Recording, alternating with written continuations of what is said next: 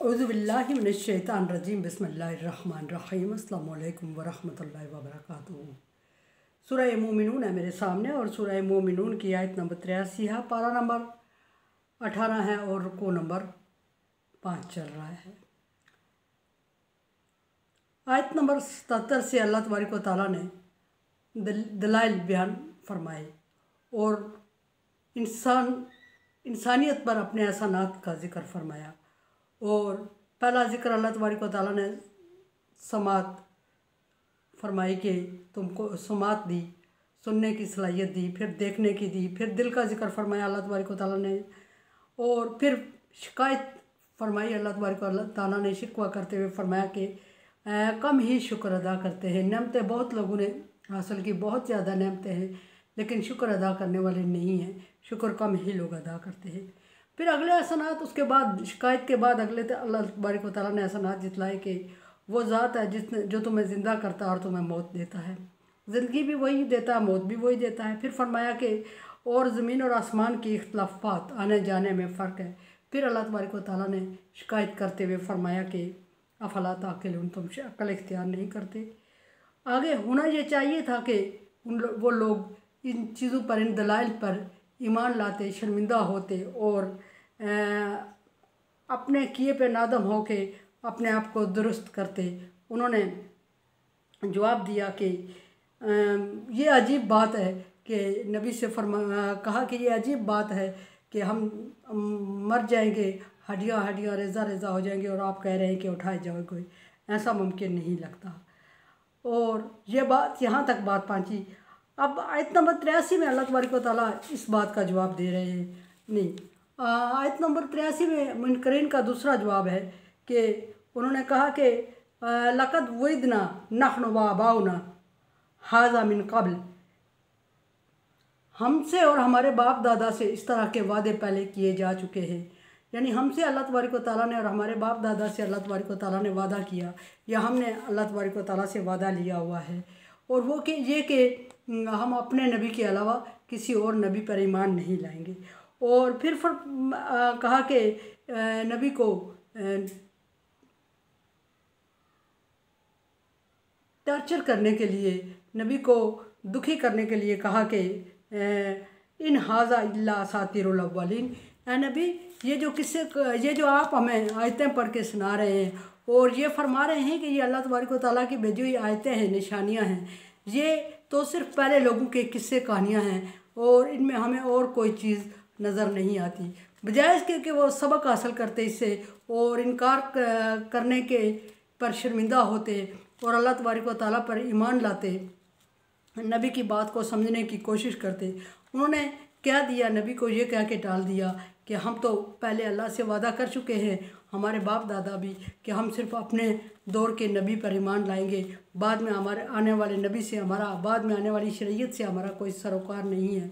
और फिर दूसरी बात ये कह दी कि ये जो आप हमें सुना रहे हैं ये कोई अल्लाह की तरफ से नाज़िल करदा कलाम नहीं है, कोई बामकसद चीज़ हमें नज़र नहीं आती इसमें, ये तो पहले लोगों के किस्से कहानियाँ हैं और ये किस्से कहानियाँ हम बारहा सुनते आ रहे हैं, ये कोई नई बात नहीं है जो आप हमें सुना रहे हैं।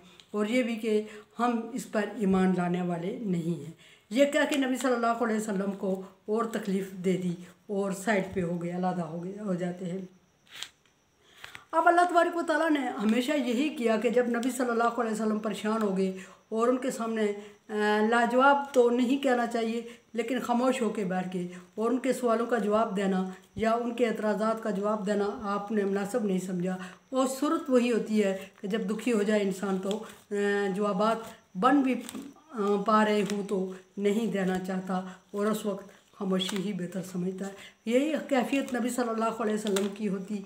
जब भी कुफार आपको परेशान करते तो आप सल्लल्लाहु अलैहि वसल्लम दुखी हो जाते, और जब भी अल्लाह तबारक व तआला आप सल्लल्लाहु अलैहि वसल्लम पर कोई नई वही नाज़िल फरमाता, नई आयत नाज़िल फरमाता और नई आयत नाज़िल फरमाने के साथ ही कुफार के उन सवालात के जवाब भी देता जो कुफार करते, या उन एतराज़ात या वो जो चीज़ें कुफार नबी सल्लल्लाहु अलैहि वसल्लम के सामने बहाने के तौर पे, हिले के तौर पे पेश करते, नबी सल्लल्लाहु अलैहि वसल्लम को उसका जवाब भी सिखाया जाता। ऐसा भी हुआ बारहा, कबल अज़ वक्त नबी सल्लल्लाहु अलैहि वसल्लम को उन चीज़ों के जवाबात सिखाए गए। आने वाले वक्त से आपको मुतनब्बे किया गया कि अब वक्त आ रहा है और कुफ़ार और मुशरिकीन आपसे के ख़िलाफ़ ये साजिश कर रहे हैं। अनकरीब आपसे ये सवाल पूछा जाएगा, ऐसे सवालात के जवाबात में आपने क्या जवाब देना है और इन सवालात पे परेशान ना हो। बाद दफ़ा नबी सल्लल्लाहु अलैहि वसल्लम को एग्जाम्पल दे के भी समझाया गया कि ये सिर्फ आपके साथ ही नहीं हो रहा है, आपसे पहले अंबिया इकराम के साथ इससे भी बड़े बड़े सवाल किए गए, इससे भी बड़ी बड़ी आजमाइश उनके लिए क्रिएट की गई और इससे भी बड़े बड़े दुख दिए गए उनको। लेकिन उस सूरत में उन अंबिया इकराम का तर्ज अमल भी सामने रखा गया कि उन अंबिया इकराम ने उस सूरत में हिम्मत से सब्र से काम लिया और अल्लाह तबारक व तआला ने उनको उलुल अज़्म का लक़ब दिया कि वो बड़े ही हौसले वाले हैं। ख़ुसूसन इस सूरत में इन आजमाइश में, इन मुश्किलात में जो पैगम्बर की कौम ने पैगम्बर को दी, उनमें मूसा अलैहिस्सलाम को खुसूसी ज़िक्र किया जाता रहा। फरमाया कि नबी सल्लल्लाहु अलैहि वसल्लम से जब उन्होंने कुफ़ार मुशरिकीन ने ये कहा कि ये तो पहले लोगों के किस्से कहानियाँ हैं, तो अल्लाह तबारक व तआला ने नबी सल्लल्लाहु अलैहि वसल्लम को फरमाया कि या नबी उनसे पूछ, कुल आप उनसे पूछें। क्या पूछें? लिमन फिल अर्ज़ व मन फ़ीहा, कि जो कुछ ज़मीन में है और जो आसमान में है वो किसका है, वो किसने पैदा किया और किसके लिए सजदा रेज़ होता है, किसके लिए इबादत करता है, किसके लिए तस्बीह तहलील करता है और किसके लिए फर्माबरदारी करता है और किसको रब मानता है। और इन कुंतुम तालमून, अगर तुम सच्चे हो तो मुझे इसकी कोई और दलील दे दो कि ज़मीन आसमान की सारी तख्लीक कोई और कर सकता है तो मुझे बताओ। ज़मीन आसमान की सारी पैदा करदा जो चीज़ें हैं उनका अगर रिज़्क़ का इंतज़ाम कोई और करता है तो आप मुझे बताएं। उन लोगों से सवाल करें आप कि उनको पूछें। और उन लोगों को अगर ज़िंदगी मौत देता है तो उनसे पूछें कि और कौन ऐसा कर सकता है।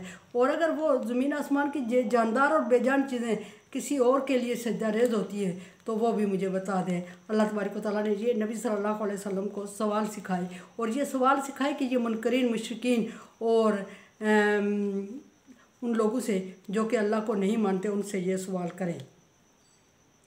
और आप जब सवाल करेंगे तो फिर नबी सल्लल्लाहु अलैहि वसल्लम को ये सारे सवाल सिखाए और ये भी आप सल्लल्लाहु अलैहि वसल्लम को बताया गया कि फिर आप उनके जवाब का इंतज़ार करें। और आप देखिएगा, आप परेशान ना हों, आप देखिएगा कि आप सल्लल्लाहु अलैहि वसल्लम के इन सवालों का वो जवाब क्या देते हैं।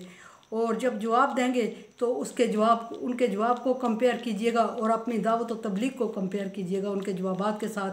तो उनके जवाबात आपकी दावत, आपकी तबलीग और आपकी